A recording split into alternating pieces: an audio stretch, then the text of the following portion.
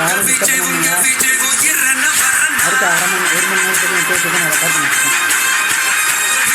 Live time download பண்ணுங்க. கிட்ட அது நான் அதுக்கு நல்லா வேணுமா சொல்றேன்.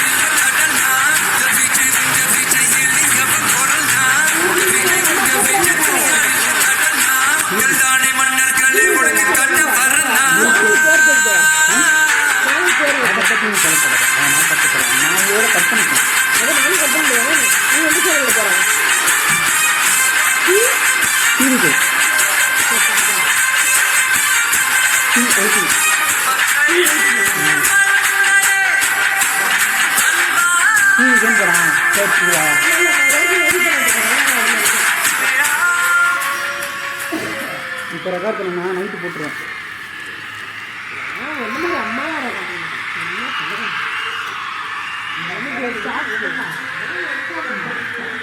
ஒரு மணி நேரம் ஃபுல்லாக பண்ண மாட்டேன். இதுலேருந்து ஒரு 10 ஷார்ட்ஸ் ரெடி பண்ணுவேன், 2 வீடியோ ரெடி பண்ணுவேன். என் நெஞ்சில் கூட இருக்கும். இங்கே தான் பேசுகிறேன், நல்லா பேசுகிறேன். புதுச்சேரி மக்கள் உங்கள் அனைவருக்கும் என்னுடைய வணக்கம். வணக்கம் வணக்கம். எல்லாரும் எப்படி இருக்கீங்க?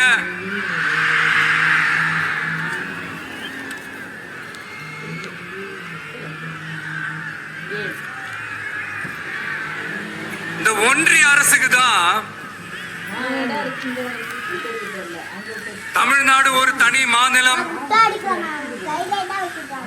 புதுச்சேரி ஒரு தனி யூனியன் பிரதேசம்.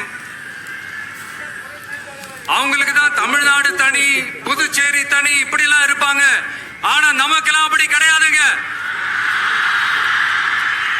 நாமெல்லாம் வேறு வேறு கிடையாது, நாம எல்லாரும் ஒண்ணுதான்.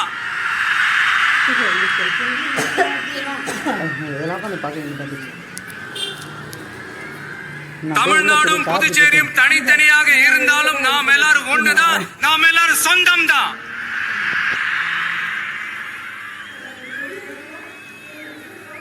வேற வேற வீட்டுல, வேற வேற ஊர்ல, வேற நாட்டுல, வேற ஸ்டேட்ல இருக்கிறதுனால நாம் எல்லாரும் சொந்தங்கள் இல்லைன்னு ஆயிட முடியுமா? அது எப்படி முடியும்?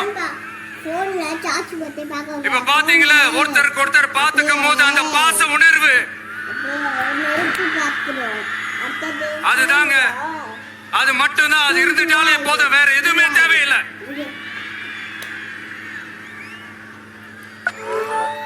அதனால தமிழ்நாடு, புதுச்சேரி, கேரளா, கர்நாடகா, ஆந்திரா மட்டும் இல்ல, உலகத்துல எந்த மூலையில நம்ம வகையரா இருந்தாலும் அவங்க எல்லாருமே நம்மளோட உயிர் தான், அவங்க எல்லாருமே நம்மளோட உறவு தான்.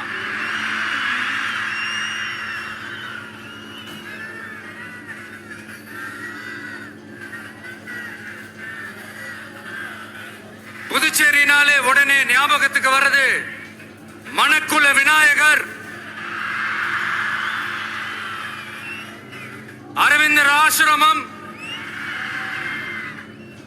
வில்லியனூர் மாதான் சொல்லி இவங்க எல்லாரும் ஞாபகத்துல வருவாங்க. அது மட்டும் இல்ல, மகாகவி பாரதியார் அவர்கள் இருந்த மண், பாவேந்தர் பாரதிதாசன் அவர்கள் பிறந்த மண். அது மாதிரி இன்னும் சிறப்புகளை அடுக்கிக்கிட்டே போலாம். ஆனா அரசியல்னு வந்துட்டா ஒரு முக்கியமான விஷயத்தை பத்தி நம்ம சொல்லி ஆகணும். 1977ல புரட்சி தலைவர் எம்ஜிஆர் அவர்கள் தமிழ்நாட்டில் ஆட்சி அமைச்சாங்க. ஆனா அதுக்கு முன்னாடியே 1974லயே இங்க புதுச்சேரியில அவங்களோட ஆட்சி அமைஞ்சது. அதனாலதான் அப்பவே சொன்னாங்க, நமக்காக வந்தவர் எம்ஜிஆர், அவரை தமிழ்நாட்டில் மிஸ் பண்ணிடாதீங்கன்னு நமக்கு அலர்ட் பண்ணதே புதுச்சேரி தான். அப்படிப்பட்ட புதுச்சேரியை நம்மளால மறக்க முடியுமா? அது மட்டும் இல்ல, இங்க இருக்கிற மக்கள் தமிழ்நாடு மாதிரியே புதுச்சேரி மக்களும் என்ன கிட்டத்தட்ட ஒரு 30 வருஷமா என்ன தாங்கி பிடிச்சுக்கிட்டு இருக்கிறீங்க.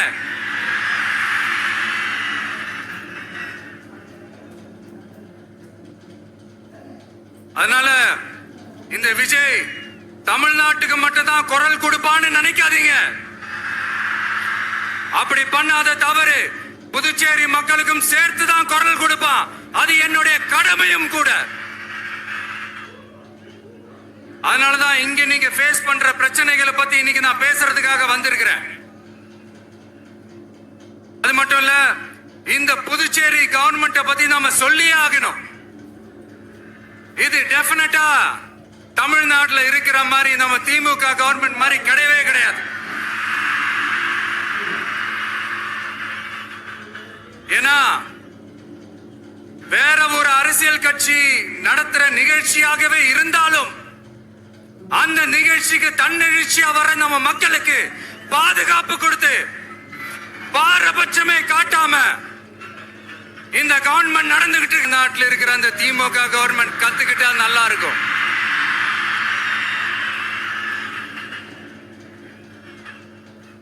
ஆனா அவங்க கத்துக்க மாட்டாங்க. பரவாயில்ல, வரப்போற எலெக்ஷன்ல 100% கத்துக்குவாங்க. அத நம்ம மக்கள் பார்த்துக்குவாங்க.